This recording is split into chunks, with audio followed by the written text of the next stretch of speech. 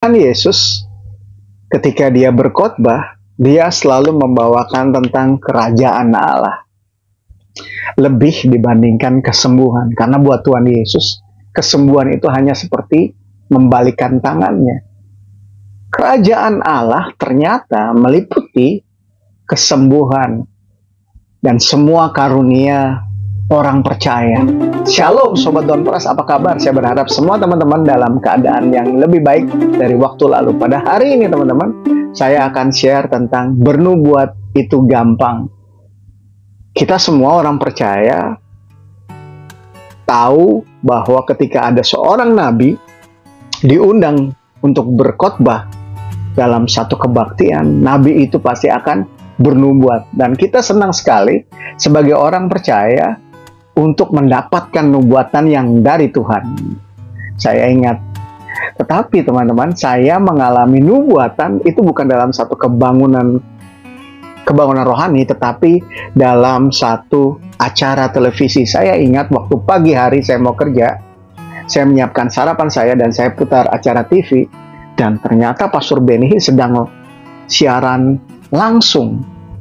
Dan saya berkata dalam hati saya juga mau mengalami jamahan Tuhan walaupun saya bukan berada di tempat yang sama dengan Pastor Benny, tetapi jaraknya jauh beribu-ribu kilometer, yaitu di Belanda. Saya berkata, saya membuka hati saya Tuhan. Oke, ketika saya sedang menyantap, sedang minum teh hangat saya ingat Pastor Benny itu tiba-tiba menunjuk screen TV itu dan berkata, ada anak muda yang menonton acara ini dan berkata, apakah Tuhan dapat menjamah hidupnya? Wah, saya udah mulai, seperti tangan itu gede banget menunjuk muka saya dan hidung saya.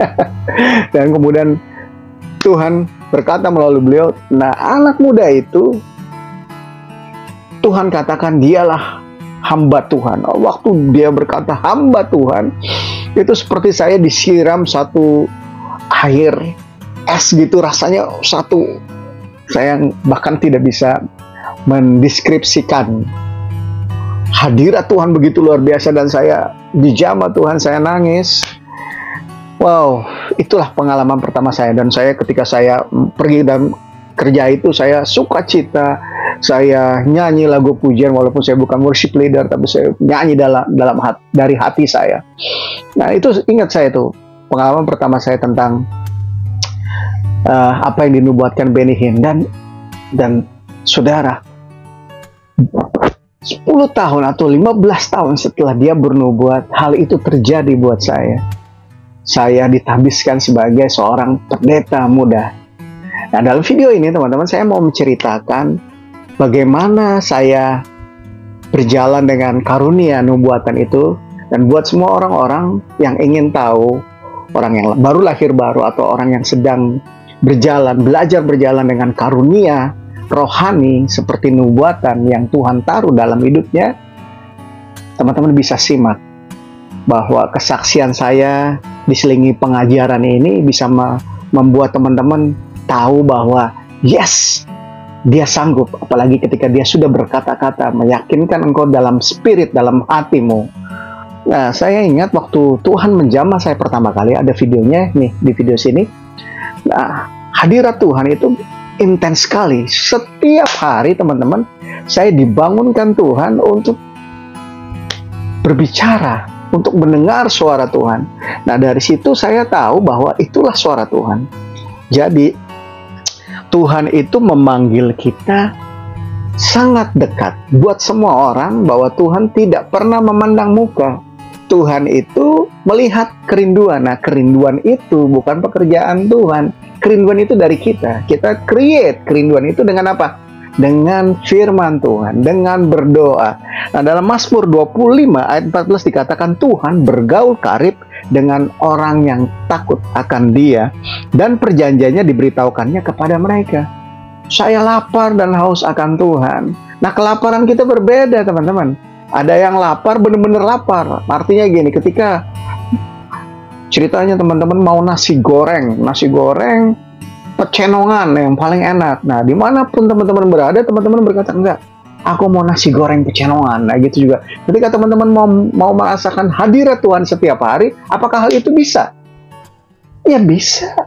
Tuhan ada selalu berserta kita. Dia Immanuel, rohnya ada di hati kita selalu.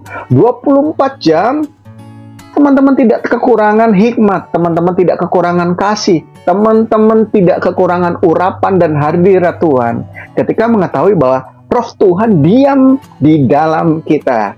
Sesuatu yang kita inginkan itu bukan ada di luar, ya kan? Kalau kita mau mengembangkan karunia Tuhan yang ada pada diri kita, kita harus apa? Mau bergaul karib. Artinya memprioritaskan Tuhan di atas segalanya, ya kan? Kelaparan itu harus disertai dengan tindakan.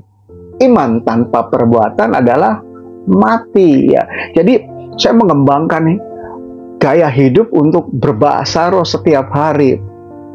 Dan disitulah saya tahu bahwa kepekaan saya diuji setiap saat Tuhan memperdengarkan suaranya kepada saya. Seketika itu, ketika saya mengalami jamahan Tuhan, telinga rohani saya kan dibukakan ya. Teman-teman yang belum lihat kesaksian saya, nanti lihat di video yang saya tunjuk ini. Nah, setelah itu teman-teman harus belajar dengan iman percaya bahwa teman-teman sudah mendapatkannya. Semua teman-teman yang mendengarkan video ini adalah orang-orang yang dibawa Tuhan untuk dekat dengan Tuhan, untuk mengalami Tuhan melalui firman, melalui doa, melalui kesaksian, dan melalui hidupnya.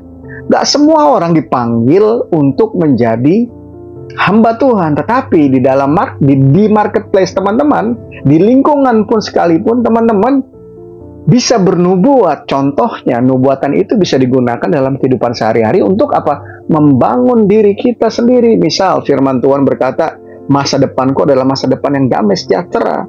Kita katakan, dalam menghadapi tantangan, dalam menghadapi faktor X dalam kehidupan, kita berkata-kata pada diri kita sendiri bahwa, yes, firman Tuhan, ya dan amin. Itu bisa dilakukan.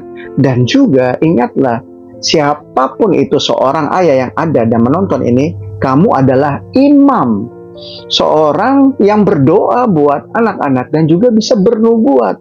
Aku katakan kepada putriku bahwa masa depanmu adalah masa depan yang damai sejahtera, karirmu berhasil, pergaulanmu indah, pasanganmu nanti takut akan Tuhan. Kita bisa katakan kepada putra-putri kita, kepada istri kita, kepada semua yang firman Tuhan katakan yang baik itu buat kita.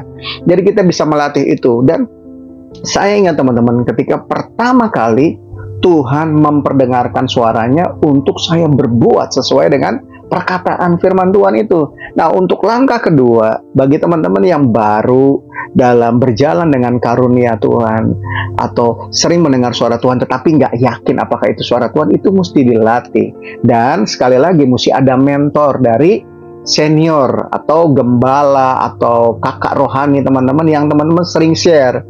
Jadi teman-teman itu bisa mendoakan dan juga bisa memberi arahan dan nasihat seperti yang saya lakukan. Ketika saya di jamaah Tuhan, saya share kepada gembala sidang saya, seorang yang punya pengalaman lebih daripada saya dan seorang yang menudung rohani saya, mengcover saya ya, seorang gembala sidang. Jadi itu sangat penting. Jadi ketika pertama kali Tuhan memperdengarkan suaranya untuk saya lakukan, nah biasanya kan Tuhan mengajarkan tentang doa syafaat, buka mulut, aku buka, Tuhan mengatakan sesuatu di hati, buka mata, aku melihat sesuatu. Hal itu mungkin. Nah yang berikutnya, yang kedua, Tuhan mengajarkan untuk melakukan. Dia berkata, anak, nanti kamu ketika di market, katakan Tuhan Yesus mengasihimu kepada ibu-ibu. Wah, saya mikir ini di Belanda dan saya bisa dianggap gila kalau salah orang, ya kan? Itu yang pertama. Yang kedua, ini saya nggak kenal siapa-siapa dan saya juga nggak tahu ibunya, ya kan?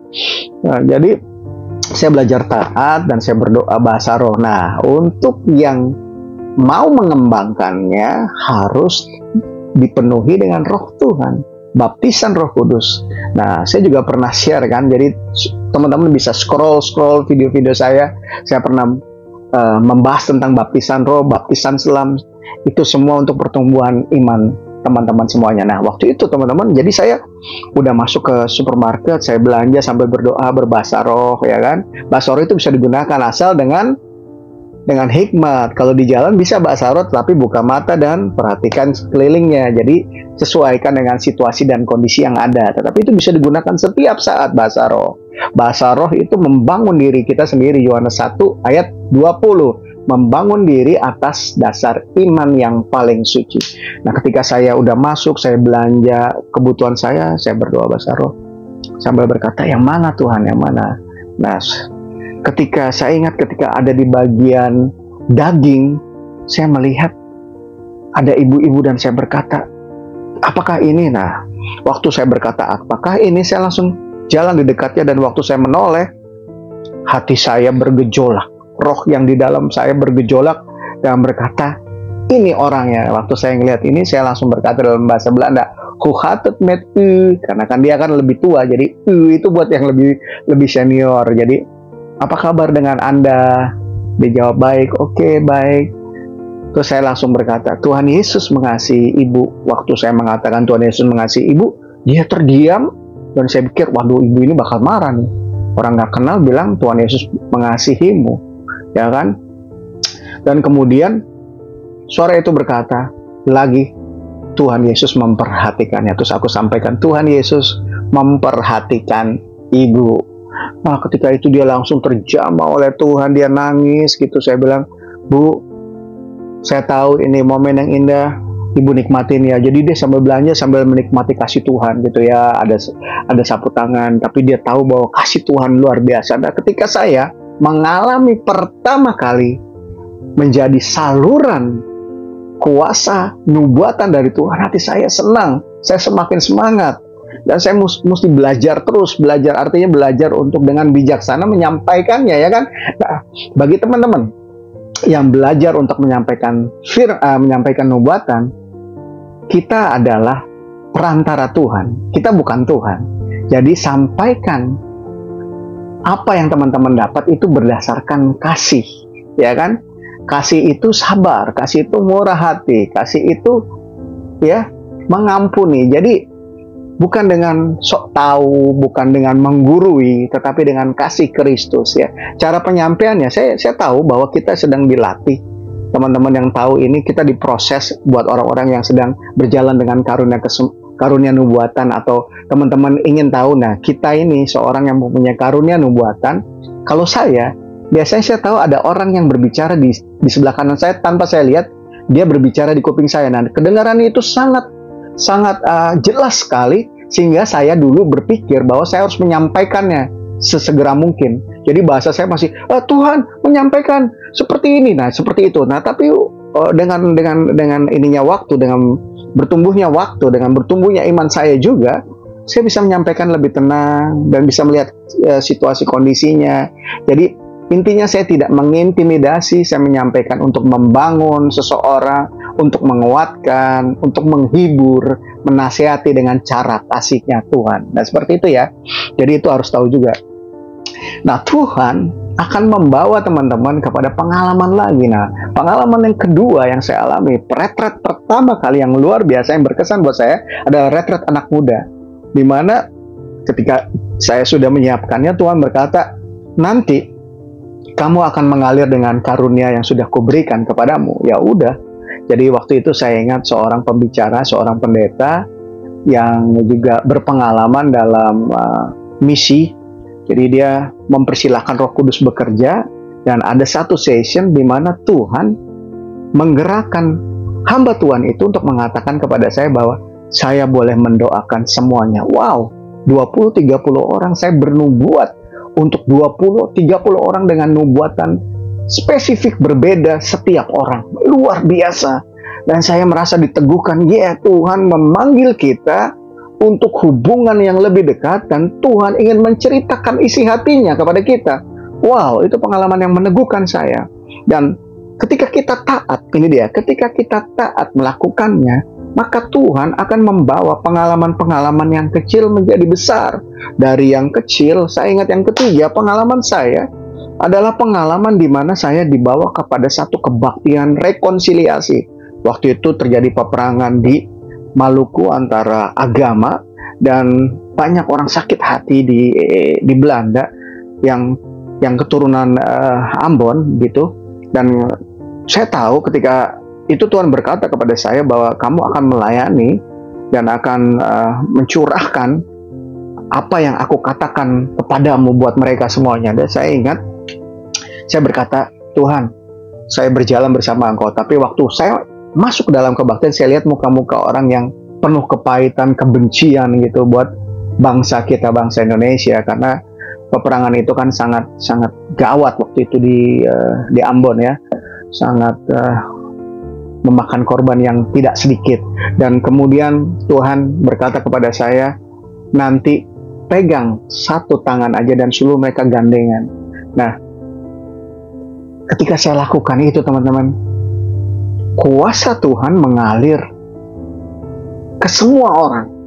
Saya hanya berkata, Yesus sanggup, Yesus mengasihi, dan luar biasa kuasa itu bekerja dengan dahsyat. Jadi teman-teman, ketika teman-teman tahu bahwa karunia itu milik kita, di dalam mengembangkan karunia Tuhan yang ada dalam diri kita, kita bekerja sama dengan Roh Kudus yang ada dalam hati kita.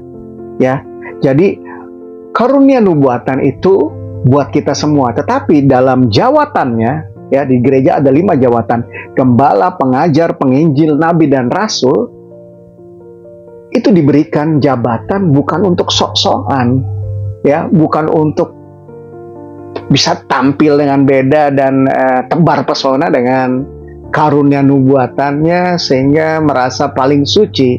Enggak gitu. Tetapi dalam Efesus 4 dikatakan, dan ialah yang memberikan baik rasul-rasul maupun nabi-nabi, baik pemberitaan Injil maupun gembala-gembala dan pengajar, untuk memperlengkapi, ayat ke-12, orang-orang kudus bagi pekerjaan pelayanan bagi pembangunan tubuh Kristus.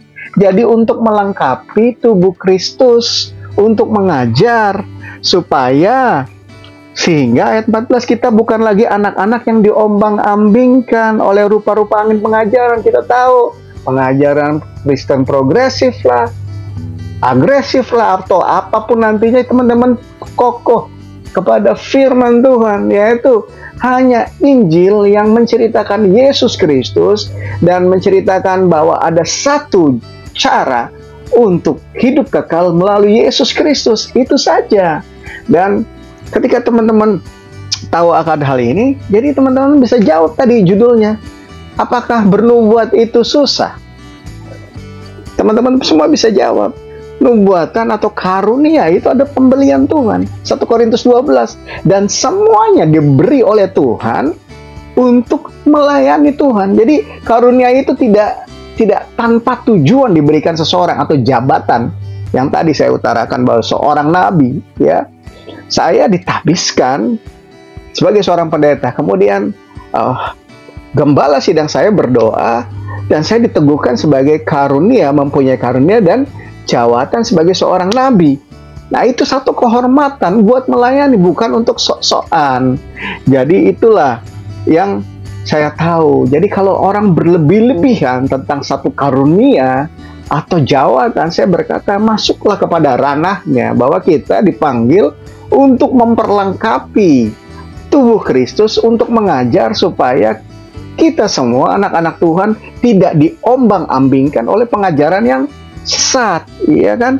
Dan kita juga harus tetap menguji nubuatan yang kita terima, karena 1 Korintus 13 ayat 8, kasih tidak berkesudahan, nubuatan akan berakhir, bahasa roh akan berhenti, pengetahuan akan lenyap, nubuat akan berakhir. Yang tidak berakhir apa? Firman Tuhan. Jadi kalau kita berdasarkan firman Tuhan, kita tidak akan goyah, karena firman Tuhan yang kita taruh dalam hidup kita hidupi firman Tuhan itu akan tetap untuk selama-lamanya. Jadi karunia yang di dalam diri kita itu ada 12 dalam 1 Korintus 12. Nah, kita akan menonjol dalam satu karunia. Kayak saya, karunia nubuatan. Tetapi ada 2 lagi yang mengikuti misalnya karunia hikmat, karunia iman, dan ada karunia kesembuhan. Tetapi yang menonjol pasti satu.